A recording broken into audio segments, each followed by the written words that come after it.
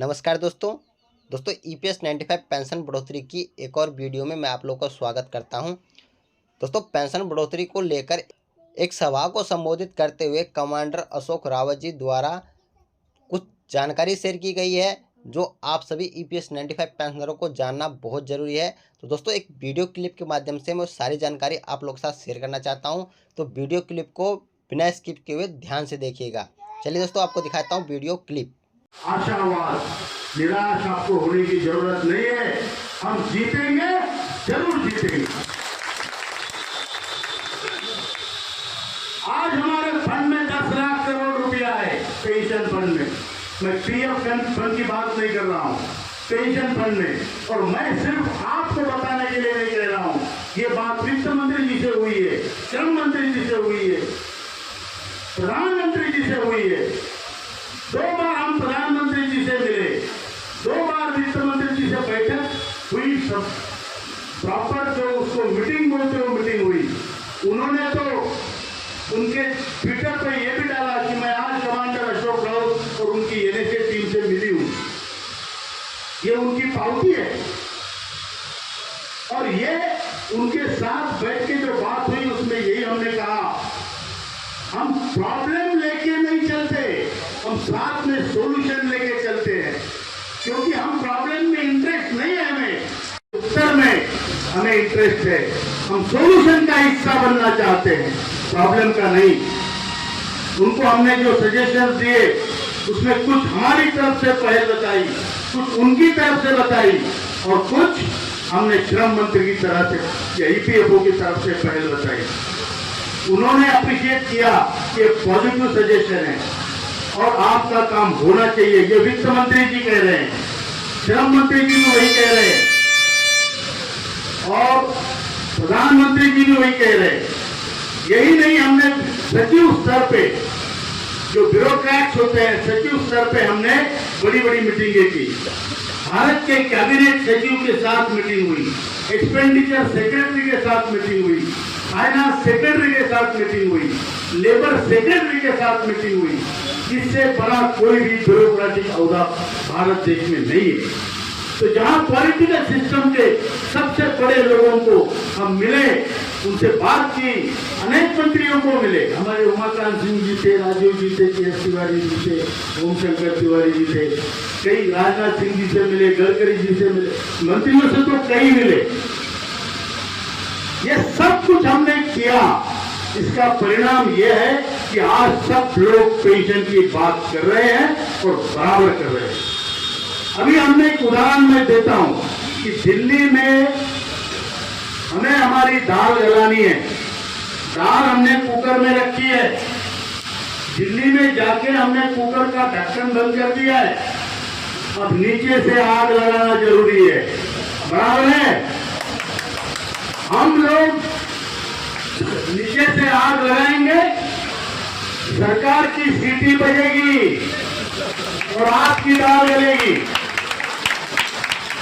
बराबर की नोट है। आग लगाएंगे, बराबर है। ये आग लगाने का तरीका है जो हम घर में ना बैठ के दिवाली होली हमको सब एक जैसा है। जब पेट खाली तो क्या दिवाली क्या होली, बराबर है क्या, बराबर है। पहले हम पेट की पूजा करेंगे, फिर बाकी चीजें होती रहेगी। उत्तर प्रदेश में उपचुनाव है, मुझे कई लोग बोलते हैं भैया महाराष्ट्र में इलेक्शन हो रहा है और तुम तो देश घूम रहे हो। हमने कहा महाराष्ट्र में हम गोटियां फिट करके आ गए। पिछले 1 महीने से हमने महाराष्ट्र के जगह जगह मीटिंग और ऐसी मीटिंग कि कहीं 5,000 लोग, कहीं 10,000 लोग, कहीं 8,000 लोग। पॉलिटिकल पार्टी की सभा में इतने लोग नहीं होते, उनको बसें भेजनी पड़ती है, बस भेजनी पड़ती है, खाना देना पड़ता है, मजदूरी देनी पड़ती है। हमारी सभा पुणे में आप देखिए, राजीव जी ने वीडियो बनाए हैं, पुणे में इतनी बड़ी सभा, बहुत बड़ा हॉल पूरा होके बाहर लोग खड़े थे, उनको बाहर लाउड स्पीकर लगाना पड़ा। पुणे में, संगमनेर में, चंद्रपुर, धुले, नंदुरबार, मुंबई और संभाजीनगर ये सभी तरफ बड़ी बड़ी सभाएं हुई। वहां पूरी गोटियां फिट है। हमने वहां एक ही बात बताई है जो हर पेंशनर उसका परिवार करेगा। वो बात ये है कि जो पेंशनर का काम करेगा वही देश पे राज करेगा। यकीन मानो, आप अकेले नहीं है, ये हॉल में बैठे हुए इतने लोग नहीं है, पूरा देश आपके पीछे है, पूरा देश आपके साथ है। महाराष्ट्र में EPS 95 राष्ट्रीय संघर्ष समिति का एक आदेश पे 1.25 करोड़ वोट शिफ्ट होंगे। कितने? 1.25 करोड़। ये गणित है। सबसे ज्यादा बड़ा इंडस्ट्रियल स्टेट है, कोऑपरेटिव सेक्टर बहुत बड़ा है। 13 लाख पेंशनर है, 65 लाख उनके परिवार है और 1.5 करोड़ लोग वो है जो आज कार्यरत है, वो भी हमारे इन्फ्लुएंस के रूप से कुछ लोग है। बराबर है? पूरा गणित फिट करके आए हैं। और उत्तर प्रदेश में भी इसलिए आए हैं, एक तो आपको मिलना था, लेकिन याद रखो जो आपका काम करेगा वो फायदे में रहेगा। बराबर? 10 उपचुनाव है, ज्यादा बात मैं नहीं करूंगा, किसको हराओ किसी को जिताओ, लेकिन ये आपकी जिम्मेदारी है कि जो आपका उसके आप। बराबर? बराबर है क्या? आवाज आ रही पीछे? हाथ नहीं उठ रहे, हाथ उठाओ। जो आपका काम करेगा, जो हमारा काम करेगा, उसका काम हम करेंगे, उसी का काम करेंगे। बस हो गई चमचेगिरी, बस हो गए दरिया उठाना और झाड़ू मारना। अब हम अपने लिए कुछ साल बचे हैं, 5-10 साल बचे हैं, अपने लिए जीना सीखेंगे। और जब अपने लिए जीना सीखेंगे तो हम नीतिमत्ता नहीं छोड़ेंगे, हम देश के लिए भी कार्य करेंगे। देश हमारा है, हमने बनाया है, आपने बनाया, हमारे बाप दादाओं ने बनाया। तो ये हमने स्पष्टतया कहा है। और आज हमारा देश, इसी देश में हम आज भूखे बैठे हैं। हमने पैसे जमा किए, हम भुगत नहीं मांग रहे, भीख नहीं मांग रहे, पैसे जमा किए हैं हमने बाकायदा।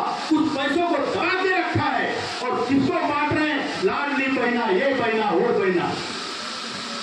पैसा हमारा, दान पुण्य तुम्हारा, लेने वाले फकीर गरीब जो भी होंगे, लेकिन भैया उनकी कॉन्ट्रीब्यूशन क्या है? मेरा कॉन्ट्रीब्यूशन है, मेरा पैसा मुझे चाहिए। बराबर है क्या? इस भावना से युद्ध लड़ा जा रहा है। आज हमने बचपन से, जब हमारे बच्चे छोटे थे, जब हम कार्यरत थे, उनके लिए हमने कौड़ी जुटाई, उनको एजुकेशन दिया, उनकी चट्टी बनियान से लेकर किताबों तक खरीदा, लोन लिए, उधार लिया, लेकिन उनको पढ़ाया लिखाया। आज इस उम्र में हमको उनके सामने हाथ फैलाना पड़ रहा है कि भैया 300 रुपए दे दे, मुझे मीटिंग में जाना है। एक बार तो बाप या बेटा होने के नाते दे भी देगा, दूसरी बार देगा, तीसरी बार उसकी बीवी उसको बुला लेती है। क्या तू देखो मीटिंग का शौक चढ़ा है इस उम्र में? कहीं जुआ तो नहीं खेल रहा है? देखो जरा नजर रखो, तुम्हारा बाप को इसीलिए अच्छे लगते नहीं है। ऐसा होता है, हम बाहर नहीं बता सकते, लेकिन होता है।